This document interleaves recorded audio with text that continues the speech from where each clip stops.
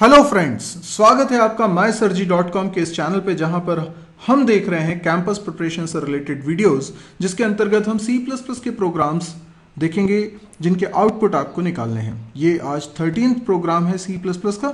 तो आइए देखते हैं आज के प्रोग्राम में क्या खास है आपके लिए।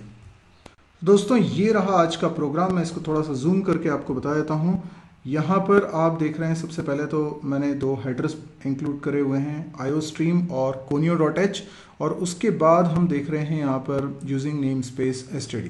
ये तो स्टैंडर्ड लाइंस हो गई। अब हम देखते हैं यहाँ पर क्लास A बनी हुई है। क्लास A के बाद उसके अंदर एक f1 नाम का फंक्शन है जो कि पब्लिक में है, और यहाँ पर मैं थोड़ा सा चेंज करता हूँ, यहाँ पर फंक्शन का नाम f1 रखता हूँ।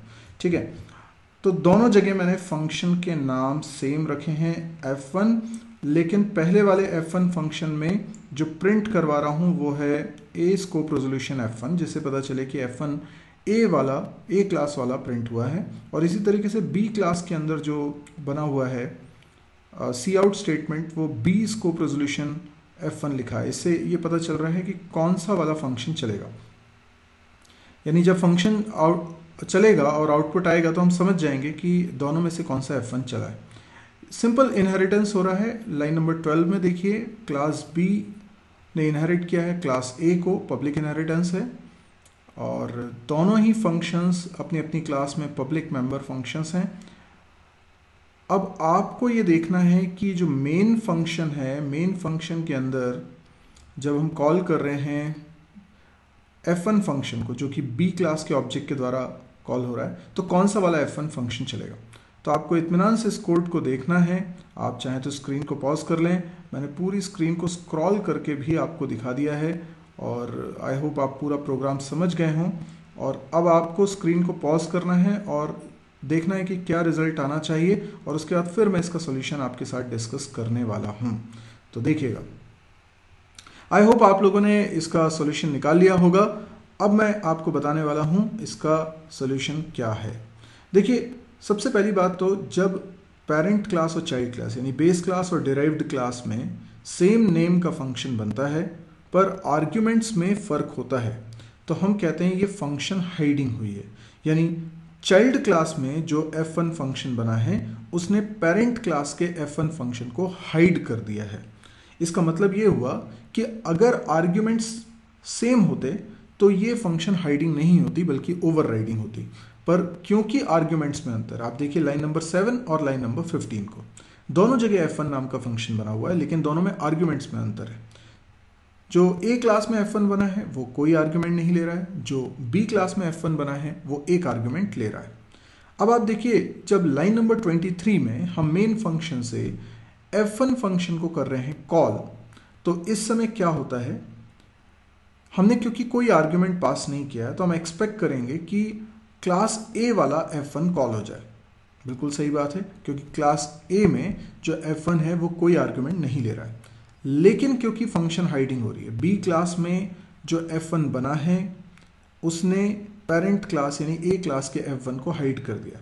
तो ध्यान रखिएगा दोस्तों इस रूल को, कि जब इनहेरिटेंस होता है और चाइल्ड क्लास में उसी नाम का फंक्शन आप बनाते हैं जिस नाम का फंक्शन पेरेंट क्लास में ऑलरेडी मौजूद है, लेकिन आर्ग्यूमेंट्स में अंतर करते हैं, तो ये फंक्शन हाइडिंग है, ये फंक्शन ओवरलोडिंग बिल्कुल नहीं है। क्योंकि फंक्शन ओवरलोडिंग एक ही स्कोप में होती है, यानी जितने भी वर्जन ओवरलोडेड फंक्शन के होंगे वो सारे एक ही क्लास में होंगे, तो फंक्शन ओवरलोडिंग हो पाएगी। पर यहाँ पर एक वर्जन पेरेंट क्लास में, एक वर्जन चाइल्ड क्लास में, तो ये फंक्शन ओवरलोडिंग नहीं है बल्कि ये कहलाता है फंक्शन हाइडिंग। तो B क्लास के ऑब्जेक्ट के द्वारा जब आप f1 को कॉल करेंगे तो केवल चाइल्ड क्लास वाले यानी B क्लास वाले f1 को कॉल कर पाएंगे। अब क्योंकि यहाँ पर अर्ली बाइंडिंग जब होगी, कंपाइलर जब ये डिसाइड करेगा कि कौन सा वाला f1 चलना चाहिए, तो लाइन नंबर 23 को जब वो देखेगा, लाइन नंबर 23 में वो देखेगा कि f1 फंक्शन कॉल हो रहा है और इसमें कोई आर्ग्यूमेंट पास नहीं हो रहा है।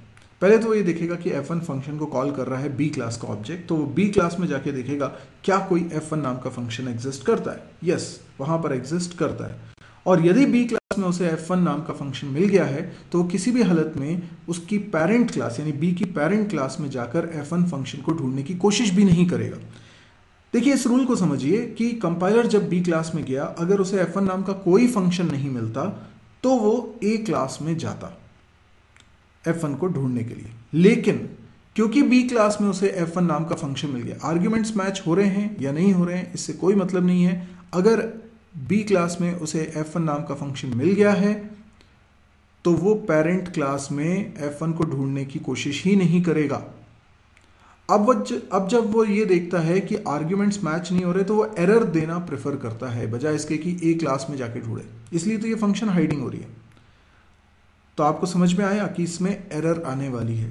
एरर इसलिए आने वाली है क्योंकि यहां पर बी क्लास में F1 तो है पर बिना आर्ग्यूमेंट वाला F1 नहीं है, वो एक आर्ग्यूमेंट ले रहा है, तो इसलिए एरर है, वो ए क्लास में जाके नहीं देखेगा। ये फंक्शन हाइडिंग का रूल है। अब मैं इस प्रोग्राम को कंपाइल करके आपको दिखाता हूं, रन करके दिखाता हूं। बिल्ड एंड रन के ऑप्शन पे जा रहा हूं, इसको चलाते हैं, देखते हैं क्या होता है। देखिए यहां पर एरर आ रही है, ये रेड मार्क दिखाई दे रहा है। और अब मैं इस एरर मैसेज को आपको दिखाता हूं। यहां पर एरर मैसेज भी दिखेगा आपको। ओके, ये एरर मैसेज है, मैं इसको थोड़ा सा जूम कर देता हूं। आप देख सकते हैं इस एरर मैसेज को, no matching function for call to B scope resolution F1, यानी बी क्लास के अंदर F1 बिना आर्ग्यूमेंट वाला नहीं मिल रहा है। हो रहा है उसमें F1 कॉल हो रहा है और कोई आर्ग्यूमेंट पास नहीं हो रहा है, जबकि लाइन नंबर 15 पे यानी बी क्लास के अंदर जो मौजूद है वो एक आर्ग्यूमेंट मांग रहा है। इसी वजह से एरर आ रही है। ठीक है, आई होप आपको ये बात क्लियर हो गई होगी। अब यदि ये वीडियो आपको पसंद आया तो आप इसको लाइक करें, शेयर करें, कमेंट्स करें और सब्सक्राइब तो जरूर से कर लें, क्योंकि इस चैनल को अगर आप सब्सक्राइब करेंगे तो जब भी कोई मैं वीडियो अपलोड करूंगा तो उसका नोटिफिकेशन आपके पास आ जाएगा। इसके अलावा आप मेरी वेबसाइट mysirji.com को भी विजिट करें, जहां पर मैंने सारे वीडियोस के लिंक बहुत ही ऑर्गेनाइज मैनर में रखे हुए हैं। आपको वहां से पता चल जाएगा कि कितने वीडियोस हैं टोटल, कौन कौन से कोर्सेज हैं और डेली कौन से वीडियोस अपलोड हो रहे हैं। इसके अलावा डाउनलोड करने के लिए ढेर सारा मटेरियल वहां पर है, तो वो भी आप देखिएगा। इसके अलावा saurabshuklaclasses.com वेबसाइट है, जिस पे आप विजिट करेंगे यदि आप भोपाल में मेरी कोचिंग को ज्वाइन करना चाहते हैं। Thank you.